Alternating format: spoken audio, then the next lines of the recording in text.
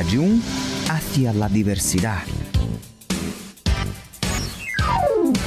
Aula 1.2. Conteúdo: análisis de textos de tipologías y temáticas diversas. Habilidade: ler e interpretar texto em língua espanhola. Olá, que tal? E aí, pessoal? Tudo bem com vocês? A aula que tivemos foi excelente, não é isso? E a que nós vamos ter agora, esse segundo momento, também excelente. Mas nós temos sempre o costume, né, de trazer à memória aquilo que nós acabamos de aprender. Então, vamos revisar aqui rapidinho. Olha, vocês acabaram de ver aí com a professora Ariane o presente do subjuntivo, né? Em língua espanhola, presente de subjuntivo, né? E aqui tem uma frase que vocês acabaram de ver que diz: que tengamos hoje uma classe maravilhosa. Ora, quando eu falo uma frase dessa, quando eu utilizo o verbo ter, em português seria que tenhamos hoje uma aula maravilhosa, uma aula daquelas, rochedo. Né? Então, quando nós utilizamos o verbo ter na língua portuguesa aí, que nós tenhamos, qual é a ideia que passa? A ideia do desejo, né? Da probabilidade, né? E sempre vocês observaram que o presente do subjuntivo, tanto na língua portuguesa como presente de subjuntivo na língua espanhola, ele acompanha o que. Quando não acompanha o que, né? Acompanha ojalá, que significa tomara que, não é verdade?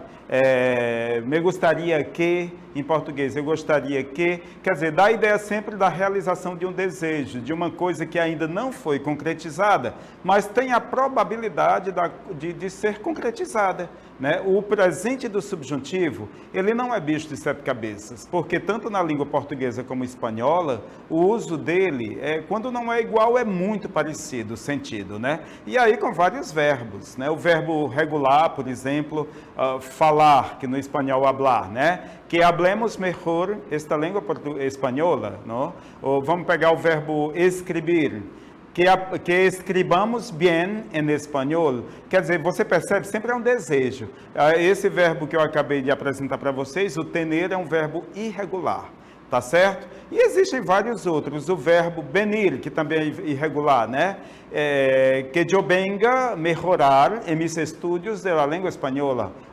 Que eu venga, que eu venha. Sempre essa ideia do desejo, da realização. Ninguém sabe se vai ou não realizar, porque o modo subjuntivo, ele é um modo improvável do acontecimento, diferente do indicativo, né?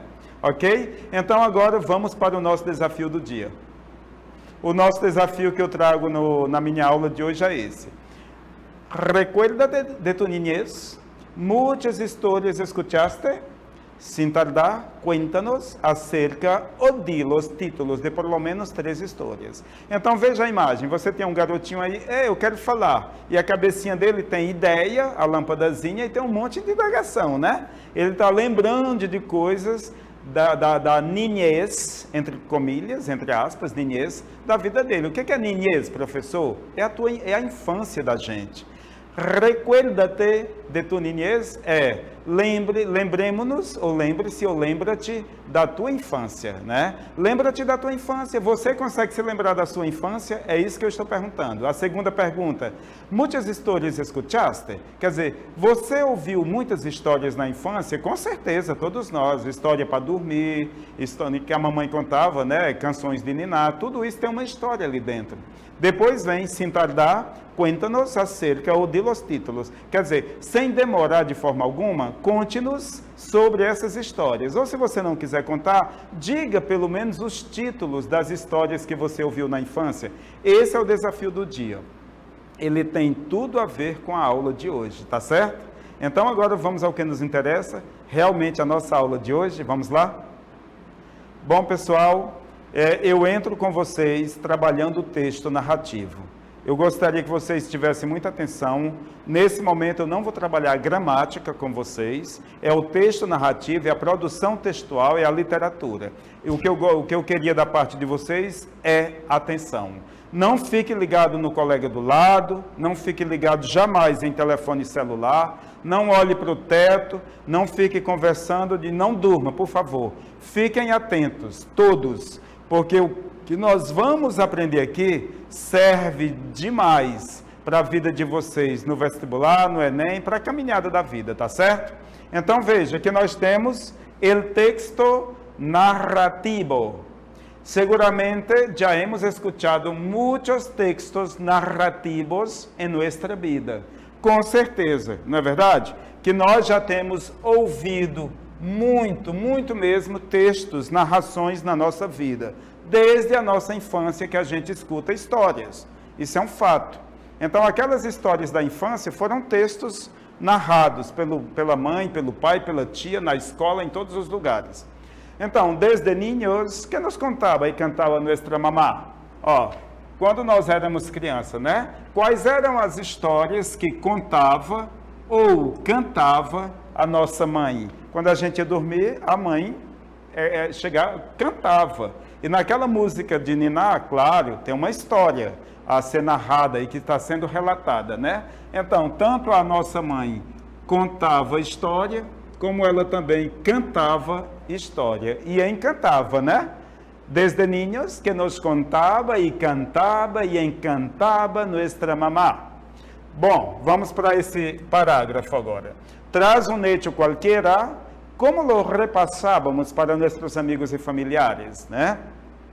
Depois de uma maneira qualquer, de um jeito qualquer, de um fato qualquer, traz é depois, tá? Após um fato qualquer, como é que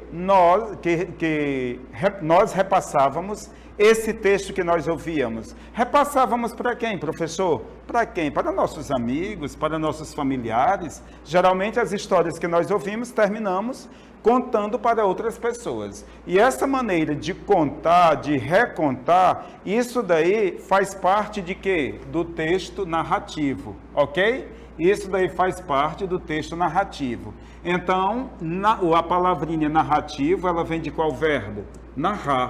Expor uma ideia, expor uma história. Isso é narrar. Quando você ouviu da sua mãe, que você terminou contando para outras pessoas, você está narrando uma história. Tá certo? Ok? Bom, vamos ver atualmente. Vamos sair agora da infância e vamos entrar nos dias de hoje. E hoje? Né? No espanhol se diz, e hoje? Seguimos ou não com esta prática de narrar lo que vemos, escuchamos ou sentimos? Aqui tem uma pergunta, pessoal. Vejam bem. Aqui no espanhol nós temos uma pergunta, né? Aquilo que a gente vê, aquilo que a gente escuta e aquilo que a gente sente. Você acha que nós continuamos praticando isso? Praticando essa narração, contando para outras pessoas? E hoje, seguimos ou não com práticas de narrar lo que vemos, escuchamos ou sentimos? Olha, particularmente, eu continuo. Eu acredito que todos nós aqui continuamos, né, com essa prática de estar contando histórias, de estar narrando o que aconteceu. Não é verdade? Para que serve um texto narrativo? Na verdade, para que serve mesmo esse texto, né? Para que serve um texto narrativo? Um texto narrativo relata. Relatar, veja, naquela hora eu coloquei qual verbo? Narrar. E agora eu estou colocando relatar. Esses verbos aqui, eles são sinônimos, na verdade, né? Significam contar, repassar. Um texto narrativo relata hechos reais ou imaginários. Olha que legal! Então, o texto narrativo trabalha tanto com as questões reais como com as questões imaginárias, ficcionais, com, né, a ficção.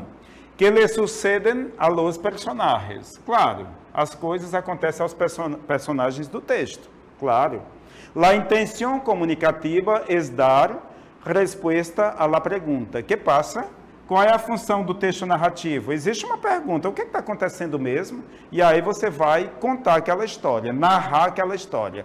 Que passa, bueno, aí você começa a contar a história, a narrar a história, né?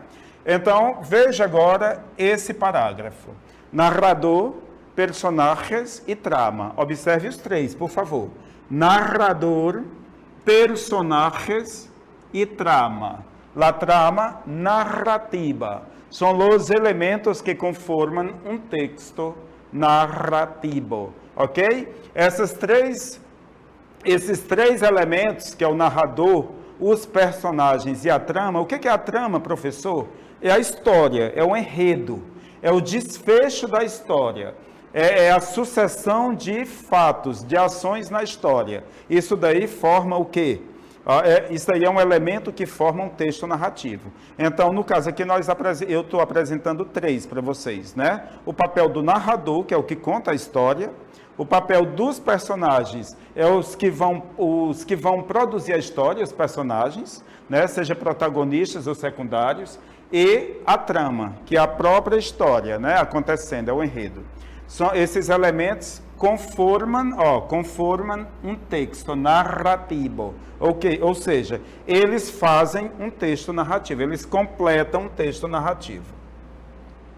Os textos narrativos servem para estimular a imaginação. Claro, o texto narrativo, eu não falei, ele pode ser de algo real, que aconteceu de verdade, né? O jornal do dia a dia não passa fatos reais, é uma narração do fato. A crônica é uma narração dos fatos reais. Mas o texto também pode ser inventado, por que não? As historinhas de criança que nós escutamos, dorme, neném, que a Cuca vem pegar, é uma historinha narrada de um personagem fictício, criado, imaginário. Né? Serve para que mais? Os textos narrativos para ampliar nosso vocabulário, claro. Ouvindo história, nós vamos aprendendo cada vez palavras novas. Hoje, aqui na minha aula, vocês vão aprender bastante palavras novas na língua espanhola. E seu propósito é entretener ao leitor. Ele tem uma função muito bela, é a função de trazer alegria para a pessoa, para quem ouve, né? No espanhol disse entretener ao leitor, ou seja, de dar alegria, de dar prazer. É normal que os verbos empleados estejam em pretérito imperfeito de indicativo. Eu não vou entrar no mérito de ensinar os verbos para vocês. Hoje não vai ter gramática. Mas só para ficar assim, entendendo o que é o pretérito imperfeito indicativo. Vamos lá para o português.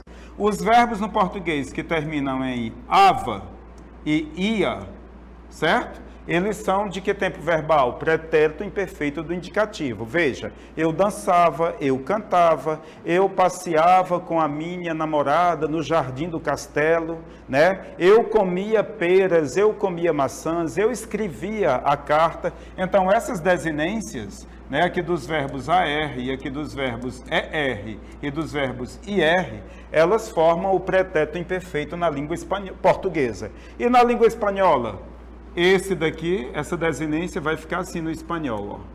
E essa desinência... desculpa, no português aqui, pessoal, não tem acento. É só o pontinho mesmo aqui no português, tá? No espanhol é que tem acento. O verbo hablar, eu hablaba, eu caminhava. O verbo comer, eu comia. Partir, eu partia. Isso dá a ideia de quê? De um texto narrativo. O verbo no pretérito imperfeito dá a ideia de uma narração. Veja, a princesa andava no jardim do castelo. Né? A princesa andava todos os dias no jardim del castillo e comia maçãs. Um exemplo para vocês. Então, é muito frequente que no texto narrativo nós tenhamos a presença do pretérito imperfeito do indicativo, que tem essa terminação aqui para os verbos, ok? Você diz, professor, mas tem outros tempos verbais? Tem, o pretérito indefinido, tem outros, né? Mas esse daqui é um que marca bem. Vamos adiante. Pessoal, tem muita coisa e eu gostaria que vocês tivessem bastante atenção. Por favor, eu estou aqui, vocês aí, peço a ajuda dos professores presenciais. Nós não temos tempo para brincar de forma alguma aqui. Nós estamos para trabalhar e eu peço a atenção aqui dobrada de todos os alunos. Peço que vocês estejam aqui atentos, porque todo o ensinamento que eu estou trazendo aqui sobre essas regras do texto narrativo, isso daqui também serve para a língua portuguesa, inglesa, e aqui vai diretamente para o Enem, para o vestibular, não apenas para esse momento aqui, para realizar esse módulo, de forma alguma. Mas são ensinamentos que servem para a caminhada da vida. Então eu peço de todos vocês bastante atenção. Nada de ficar ligado com o colega, mas aqui, atentos ao que eu estou explicando. Vamos continuar nossa aula. Aqui, os tipos de texto narrativo. Tem vários tipos, professor? Sim, tem vários. Há diversos tipos de textos narrativos, como temos cuento, cuento, em português, conto. Novela, em português não é novela, viu, da televisão, tem nada a ver. Novela, nós chamamos aqui no Brasil de romance. Machado de Assis foi um grande escritor que escreveu vários romances. Né? Helena é um romance de Machado de Assis, por exemplo. Né? Então, no espanhol, essa palavra romance, ligado à literatura, a um gênero textual, chama-se novela. E aquela novela da televisão, eles chamam de telenovela ou outra palavra qualquer. Mas lembre-se, novela do espanhol não é a novela aqui no Brasil, ok? Temos também biografia, a vida contada de alguém, contada, vida narrada, contada, diário, a notícia do dia, crônica, a crônica é também uma notícia do dia, o fato que aconteceu ali naquele momento, né? E aí vai ser, a crônica vem da palavra cronos, é uma narração do dia também, relato de alguém que se faz, notícia, a notícia periodística, ou seja, a notícia de jornal, né, fatos do dia, tudo isso são fatos narrados. Então, todos esses gêneros textuais aqui, cuento, novela, biografia, tal, tal e tal, todos eles estão encaixados onde? No texto narrativo. São tipos de textos narrativos. Entre tales, aqui, acompanhe comigo. Entre tales, quer dizer, eu dei exemplo de vários aí, né? Dos tipos, dos aqui é o número 2, tá? Dos tipos são muito destacados. Quais? La novela e el cuento. O romance e o conto, eles são muitos, talvez sejam os mais populares, né? O romance e o conto. Hoje eu não posso trabalhar os dois porque não temos tempo. Vamos a analisar el cuento. Hoje eu vou trabalhar com vocês somente o conto. E vamos analisá-lo. Características del cuento. Narrativo. O conto tem que ser narrativo, tá, pessoal? O que é narrativo mesmo, professor? É uma história contada, uma história narrada. Um cuento, por natureza, já é o acto de contar o que se expressa em um estilo narrativo. Depois, ficção, ou seja, o conto pode ser do fato real? Pode, não tem problema. Mas o conto geralmente é da ficção, é algo imaginário, inventado. Aunque en algunos casos puede basarse en hechos reales, un cuento debe, para funcionar, destacar-se de la realidade. Ou seja, um conto deve estar muito traçado, narrado, feito, caracterizado em cima do fato não real, do imaginário.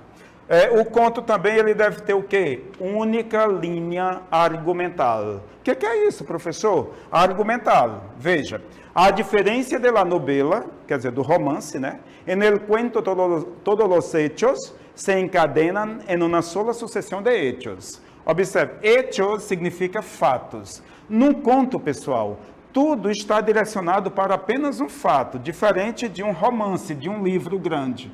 No romance, nós vamos ter vários fatos acontecendo, mas no conto não. Geralmente é um fato só e toda a atenção está voltada para esse único fato. Por isso que se diz aqui, única linha argumental. Tá certo? Adelante.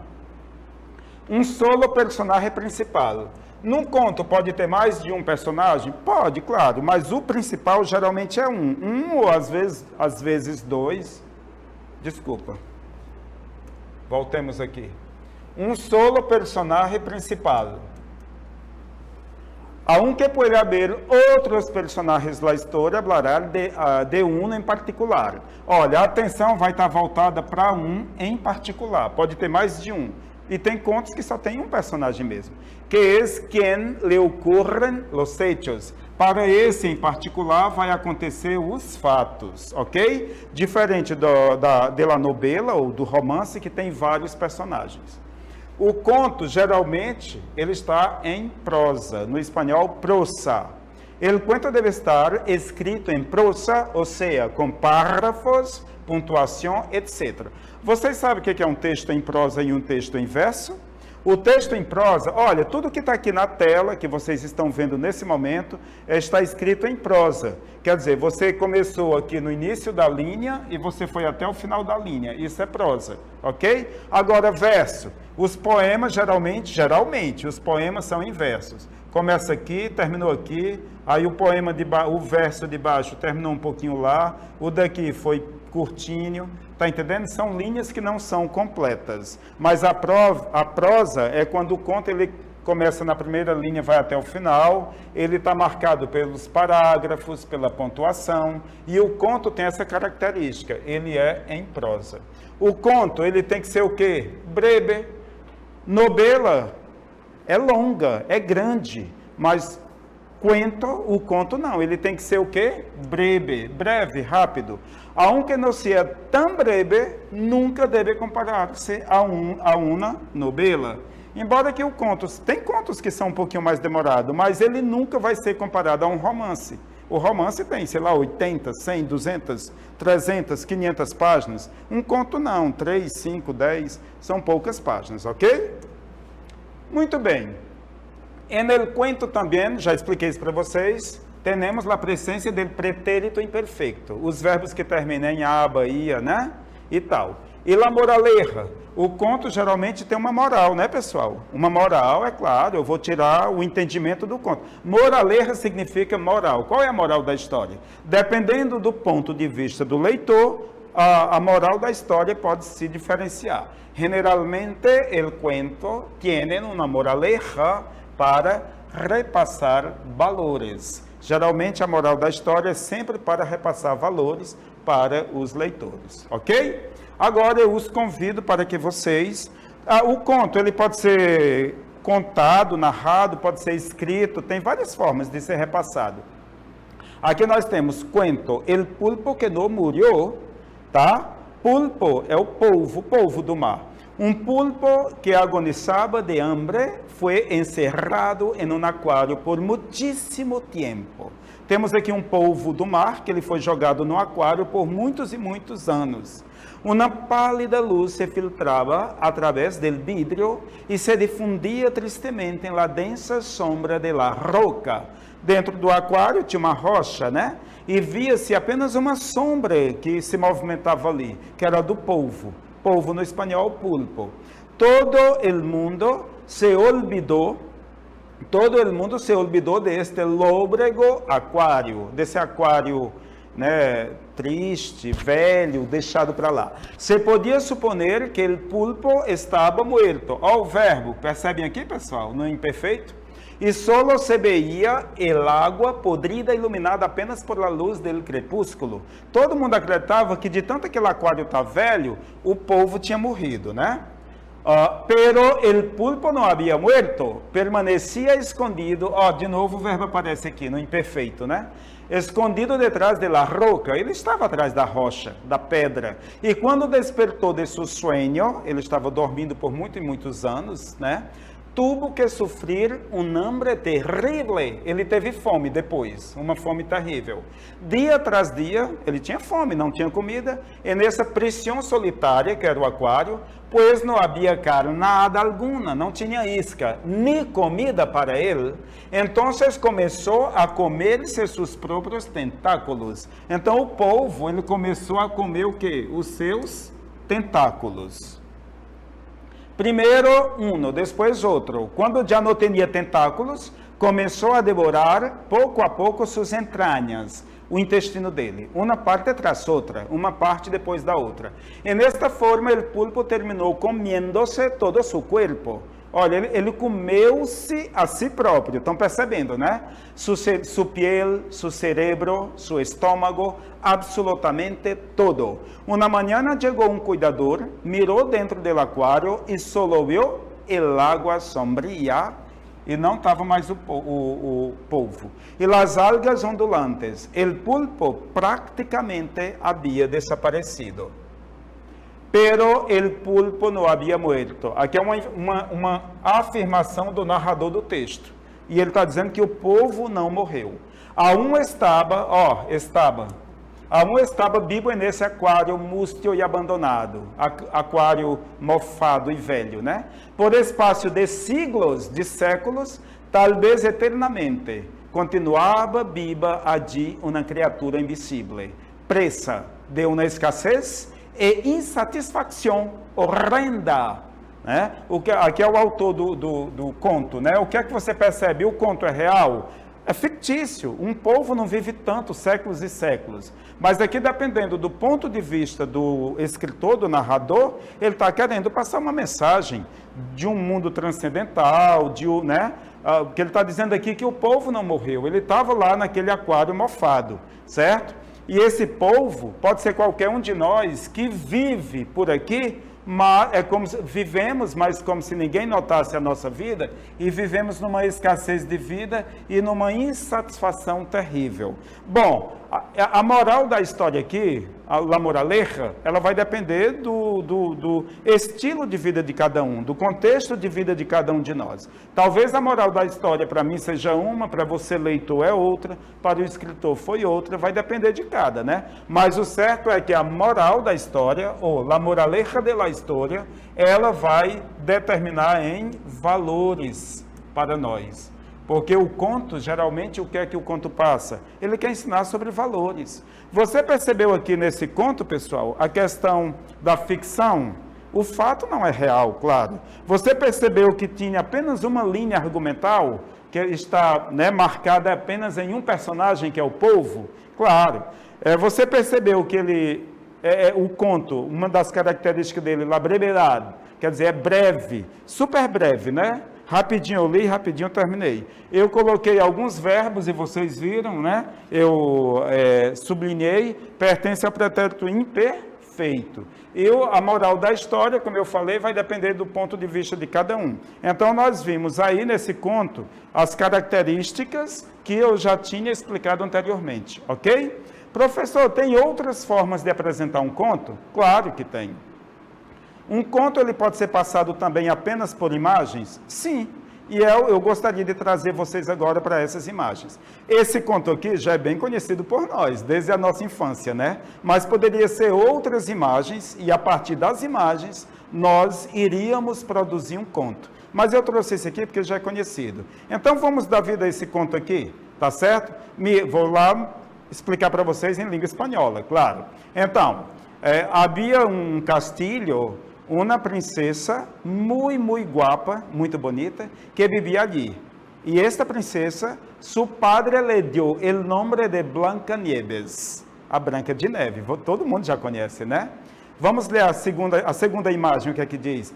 Pero su papá se quedó viudo y se casó de nuevo. La reina era mala.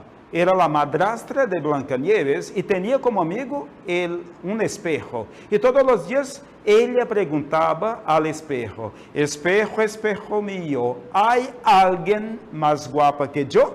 Y el espejo le decía, sí, Blancanieves. Y la madrastra se quedaba muy rabiosa, llena de odio. Otra imagen. Entonces la madrastra llamó a su siervo para que llevara a Blancanieves al bosque, bosque floresta, al bosque. Y en el bosque le matara a Blancanieves y trajera su corazón como prueba. Entonces el siervo se compadeció de Blancanieves y no mató, pero le pidió para que huyera, para que fugisse, para que huyera en el bosque e não volviera jamás, e não voltasse nunca mais. Próxima imagem, o que que diz? Blancanieves encontrou uma casa de pessoas chiquititas, los enanitos, de pessoas pequenininhas, os anões, né? E ali se quedou com eles, viveu com os enanitos, cuidando de la casa. E se foi, viveu bastante, muito bem, feliz com os enanitos, los 7 enanitos. Pero, que ocorreu um dia? Próxima imagem. Um dia, a madrastra supo, porque su espejo le dijo que Blancanieves no muriera, que estaba viva en la casa de los enanitos, y la madrastra se fue allá, transformada como si fuera una vieja, transformada en una velha, y le ofreció manzanas que estaban envenenadas, y Blancanieves la comió, y ¿qué hubo con Blancanieves? Como se muriera. Vamos ver, próxima imagem. Como se Blancanieves estuviera muerta. Los enanitos la pusieron dentro de una caja de vidrio, ¿sí? Y allá estaba Blancanieves así, como muerta. Un día, ¿qué ocurrió un día? Vamos a ver la próxima imagen. Un día un príncipe estaba andando por la floresta y vio aquella mulher tão guapa, aquela jovencita tão guapa, se acercou de ela, chegou perto dela, não? E la besou. E quando la besou, veja o que aconteceu. Blancanieves se levantou e estava viva, e então ele la levou para seu castilho, se casaram e viveram felizes para sempre. Então, o que nós tivemos aqui? Um conto narrado apenas pelas imagens. Poderia ser imagens desconhecidas. E nós íamos trabalhando o conto. Se você percebeu, eu trabalhei com os verbos no pretérito imperfeito. A história tem uma moral. Ela foi breve, não foi rápida. Aquelas características estão presentes aqui. Ok, pessoal? Conto. Eu trabalhei 3 com vocês hoje à noite, não é isso? Cuento em espanhol.